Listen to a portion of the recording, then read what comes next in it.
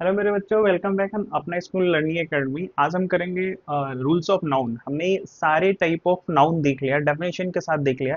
मैंने आपसे जैसे बोला था कि बिल्कुल बेसिक से हम पढ़ने वाले हैं, तो बिल्कुल बेसिक से हम चल रहे हैं। इससे पहले हमने नाउन के बारे में डिस्कस किया था, उनके टाइप ऑफ नाउन्स एंड उनके डेफिनेशंस के बारे में हमने बात किया था। अब हम यहाँ पे करेंगे रूल्स। हमने क्या क्या मतलब क्या क्या नियम होते हैं, क्या कहाँ कहाँ नाउन यूज करते हैं, कहाँ नहीं यूज करते हैं, आज से हम उसके बारे में यहाँ पे बात करेंगे। ठीक है, तो सबसे पहले हम देखते हैं रूल नंबर फर्स्ट हमारा क्या कह रहा है, उसके बारे में पता करते हैं। यहाँ पे कह रहा है कुछ नाउन सिंगुलर और प्लूरल में समान रूप में होते हैं। ठीक है, कुछ ऐसे नाउन जो सिंगुलर और प्लूरल में समान दिखते हैं, बिल्कुल सेम एक जैसा ही दिखते हैं। ठीक है, मतलब कोई बदलाव नहीं होता है, सिंगुलर हो तो भी और प्लूरल हो तो भी कोई भी यहाँ पे चेंजेस नहीं होता है। ठीक है, अब जैसे देखोगे, जैसे डियर, शिप्स एंड डियर। ठीक है, जो इनका नंबर होता है, हम पता कैसे लगाएंगे कि ये कब सिंगुलर है कब प्लूरल है। तो जब हेल्पिंग वर्ब जो होता है उससे हम यहाँ पता लगाते हैं कि जो नाउन है, मतलब जो हेल्पिंग वर्ब यहाँ पे देखोगे तो इसमें इज लगा हुआ है, इसका मतलब यहाँ पे जो शिप यूज हुआ है एज अ सिंगुलर यूज हुआ है। ठीक है, यानी कि एक वचन में यूज हुआ है। ठीक है, अब ये इज और आर और वॉज वर्ड, जिनको अभी इंग्लिश नहीं पढ़ा, जिन्होंने ग्रामर फर्स्ट टाइम पढ़ रहा है, तो उनके लिए मैं बता दूं, जब हम टेंस पढ़ेंगे ना तो वहाँ पे ये डिस्कस कर लेंगे, यहाँ पे उसके बारे में हम बात कर लेंगे। ठीक है, अ, ठीक है।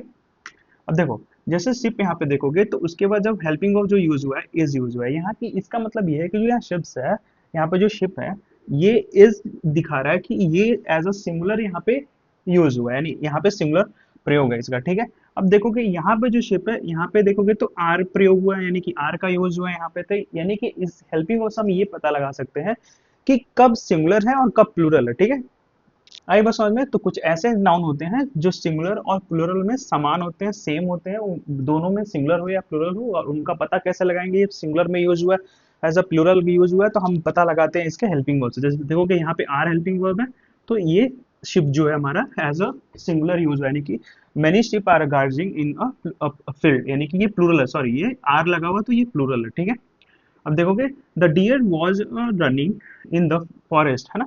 The deer was running in the forest, it means यहाँ पे देखोगे तो deer as a singular use हुआ, वॉज जो होता है एज अ सिंगुलर नाउन के लिए यूज होता है, वर्ब जो होता है सिंगुलर नाउन के लिए यूज होता है। ठीक है, तो यानी कि यहाँ पे वॉज लगा है, इससे हमें ये पता लग रहा है कि ये जो डियर है एज अ सिंगुलर हम यहाँ पे यूज कर रहे हैं, एक डियर की बात हो रही है। आई बस समझ में? अब दूसरा देखोगे तो यहाँ पे आर लगा हुआ है। ठीक, अब यहाँ पे the deer are sitting in the field, है ना, सॉरी, हाँ, सिटिंग इन द फील्ड। अब यहाँ पे आर जो होता है वो यूज होता है as a plural helping verb के लिए। ठीक है, प्लूरल नाउन जब होता है उसके उसके वहाँ पे हम हेल्पिंग वर्ब जो है आर यूज करते हैं। अब ये टेंस हम जब पढ़ाएंगे तो बिल्कुल अच्छे से डिटेल हम वहाँ पे डिस्कस करेंगे। ठीक है, अब देखोगे यहाँ पे जो डियर है एज यहाँ पे यूज हुआ है प्लूरल। ठीक है, तो इनकी वर्ब से हमें पता लग रहा है कि ये सिंगुलर है या प्लूरल है। तो कुछ नाउन ऐसे भी होते हैं जो सिंगुलर और प्लूरल दोनों में समान होते हैं, उनका पता लगाने के लिए कि कब ये सिंगुलर यूज हो रहा है कब प्लूरल यूज हो रहा है, तो उसके लिए हम यहाँ पे उसकी उनकी हेल्पिंग वर्ब को देखते हैं। आई बात समझ में? अब हम बढ़ते हैं अपने दूसरे रूल की तरफ, आते हैं अपने रूल नंबर टू की तरफ। रूल नंबर टू कह रहा है यदि स्कोर यानी कि कौड़ी 20 लिखा हो, 100 हो, 1000 एंड डजन के पूर्व संख्या हो तो एस नहीं लगाते हैं। यानी कि यहाँ पे देखोगे तो जब 100 हो, है ना, 1000 हो, डजन हो और इससे पहले कोई संख्या हो, ठीक है, अगर कोई संख्या होती है तो हम एस नहीं लगाते। जैसे अगर देखोगे तो पहले और दूसरे एग्जाम्पल में जो रेड इन कलर में लिखा हो यहाँ पे, तो देखोगे तो यहाँ पे डजन, ठीक है, उससे पहले यहाँ पे संख्या दे रखी है 3, तो डजन को मैंने डजन नहीं लिखा है, सिंपल डजन लिखा है। I bought 3 dozen mangoes. ठीक है, आई बात समझ में? अब दूसरा देखो, माई फादर गेव मी अ 500 लिखा हुआ, सिंपल हंड्रेड्स नहीं लिखा हुआ, सिंपल 100 लिखा हुआ, क्योंकि इसके पहले क्या लिखी हुई है, संख्या लिखी हुई है ना। तो इससे पहले अगर संख्या लिखी होगी, 100 से पहले अगर संख्या लिखी होगी तो एस का हम प्रयोग नहीं करेंगे। ठीक है, तो यहाँ पे इसीलिए 100 लिखा हुआ, हंड्रेड्स नहीं लिखा है।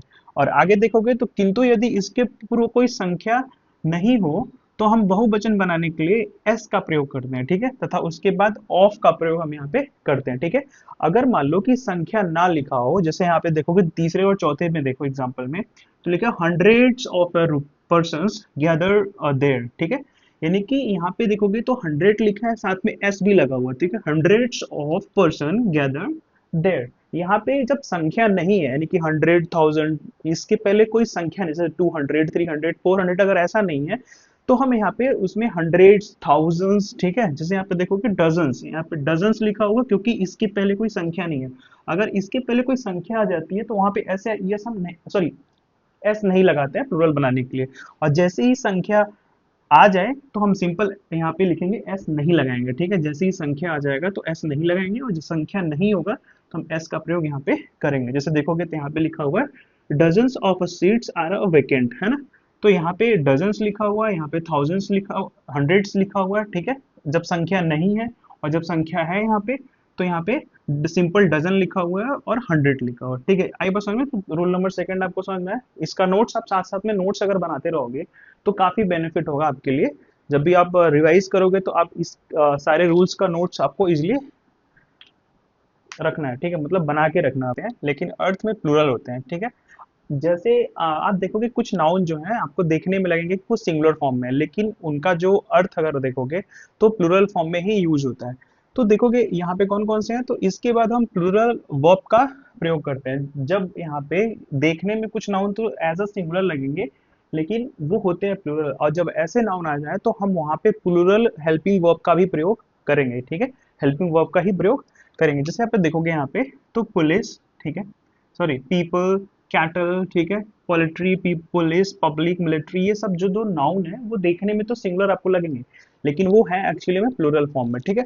यानी कि ये देखने में तो लग रहा है एक वचन का, लेकिन वो है बहुवचन में। यानी देखोगे यहाँ पे people, cattle, poultry, police, public and military. अब यहाँ पे देखोगे तो दो एग्जाम्पल हमने ले रखा है यहाँ पे, कैटल्स। अब यहाँ पे देखोगे तो कैटल्स गलत तरीके से लिखा हुआ है, कैटल्स ऐसा कोई वर्ड है नहीं, कैटल, कैटल्स अपने में ही एक प्लूरल फॉर्म में है, ठीक है।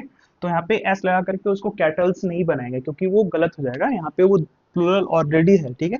तो यहाँ पे क्या होगा, तो यहाँ पे इसको ठीक करेंगे, ये गलत लिखा हुआ है, ठीक है, ये रॉन्ग है, इसको ठीक करते हैं यहाँ पे। इसका हो जाएगा कैटल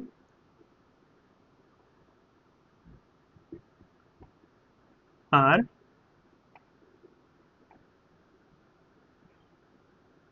गार्जिंग इन द फील्ड, ठीक है। अब नेक्स्ट हमारा देखोगे द पुलिस हैज, यानी कि यहाँ पे लिखा हुआ है the police has arrested the thief. यहाँ पे पुलिस जो है वो एज अ प्लूरल है, यानी कि पुलिस खुद में ही प्लूरल है, तो इसके साथ हम हैज का प्रयोग नहीं करने वाले हैं, इसके साथ हम हैव का प्रयोग होता है, यानी कि ये भी क्या है, गलत है। तो यहाँ पे देखोगे तो ये हो जाएगा हमारा the police have arrested the thief. आगे समझ में, तो कुछ नाउन देखने में लगते हैं कि हाँ सिंगुलर है, लेकिन वो अपने प्लूरल फॉर्म में होते हैं, तो उनका हम क्या करेंगे, तो वर्ब में हमेशा प्लूरल फॉर्म ही लगाएंगे, ठीक है। जैसे आपको बता दिया, ये सारे नोट्स कर लो, और भी होते हैं, और भी आप अगर पढ़ोगे तो और भी आपको मिल जाएंगे जो देखने में सिंगुलर है, लेकिन उनका यूज जो है वो एज अ प्लूरल ही होता है, ठीक है। तो फोर पे आते हैं, रूल नंबर फोर हमारा क्या कहता है यहाँ पे, कुछ नाउन का प्लूरल नहीं होता है, वो केवल सिंगुलर में ही प्रयोग होता है, ठीक है। ऐसे नाउन जो बस सिंगुलर में ही यूज होते हैं, उनका कोई प्लूरल फॉर्म नहीं होता है, तो उनके साथ हम जो हेल्पिंग वर्ब लगाएंगे वो सिंगुलर ही होगा, यानी कि वो हमेशा सिंगुलर ही होगा, ठीक है। कुछ नाउन ऐसे भी होते हैं जो प्लूरल फॉर्म में नहीं होते हैं, उनका बस सिंगुलर फॉर्म होता है, तो वैसे नाउन के लिए हम जो हेल्पिंग वर्ब यूज करेंगे वहां पे हम सिंगुलर हेल्पिंग वर्ब यूज करेंगे। जैसे अगर आप देखोगे तो hair always in singular form, alright, furniture, advice, information, luggage, news, ये जो भी है ये सारे आपको देखने में लगेंगे कि हाँ प्लूरल है, लेकिन इनका सिंगुलर फॉर्म ही होता है, प्लूरल फॉर्म नहीं होता है। तो प्लूरल फॉर्म आप एस लगा के आप प्लूरल फॉर्म बनाने की कोशिश नहीं करोगे, ठीक है। और जब भी ये सब आपको दिख जाए तो वहां पे जो हेल्पिंग वर्ब होगा वो अकॉर्डिंग टू नाउन होगा, यानी कि उनका हम यहाँ पे देखो, अगर यहाँ पे देखोगे लिखा है the sceneries of a Kashmir is are beautiful, है ना। देखोगे तो यहाँ पे आर लगा हुआ है, यानी कि यहाँ पे एस लगा करके इसको सिंगुलर बनाने की कोशिश की गई है, बट ये सिंगुलर में होता ही नहीं है। तो जब नहीं होता तो अब बनाएंगे भी नहीं यहाँ पे, तो ये गलत तरीका है बनाने का। इसको सही अगर कहे तो सीनरी,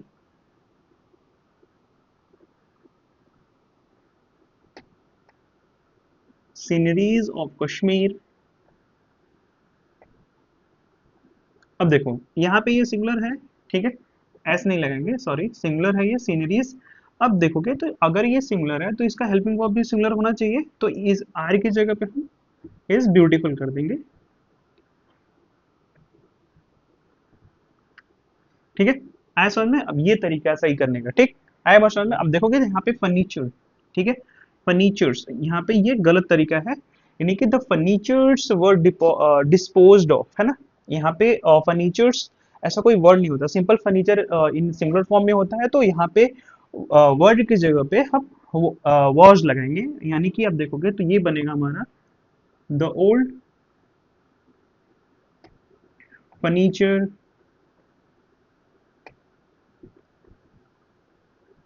अब एस नहीं लगाएंगे यहाँ पे, फर्नीचर्स हमेशा सिंगुलर में ही यूज होता है, फर्नीचर्स वॉज की जगह पे, सॉरी वर्ड की जगह पे हम वॉज लगाएंगे, सिंगुलर में हो जाएगा तो वॉज डिस्पोज्ड ऑफ। ऑलराइट, समझ में आ गया आपको? यानी कि कुछ नाउन ऐसे होते हैं जो हमेशा सिंगुलर में ही रहते हैं, प्लूरल अगर आप उनका प्लूरल बनाते हो तो वो गलत हो जाएंगे, ठीक है। तो ये हमारे कुछ 4 रूल्स हमने पढ़ लिए, आगे भी बहुत सारे रूल्स आपको पढ़ेंगे, तो बिल्कुल आराम आराम से पढ़ेंगे, एक एक करके पढ़ेंगे, तो यहाँ तक आप देखो, नोट्स बनाओ इनका, ठीक है। अब मिलते हैं कल अगले वीडियो में हम, ठीक है। अगर आपको वीडियो पसंद आ रहा है तो आप लाइक करो, ठीक है, और चैनल को सब्सक्राइब करो, जुड़ जाओ इसके साथ। अब मैथ का भी आने वाला है और साइंस का भी आना है, यानी कि ये अगर आप चैनल सब्सक्राइब कर लेते हो तो आपको एक फुल कंप्लीट पैकेज मिलता है, ठीक है, जिसमें क्लास 10th का मैथ मैथ भी आने वाला है और क्लास 10th का साइंस भी आने वाला है, ठीक है। तो चैनल के साथ बने रहो, ठीक है, मिलते हैं अब कल अगले वीडियो में, और हम जो आगे के रूल्स है उसको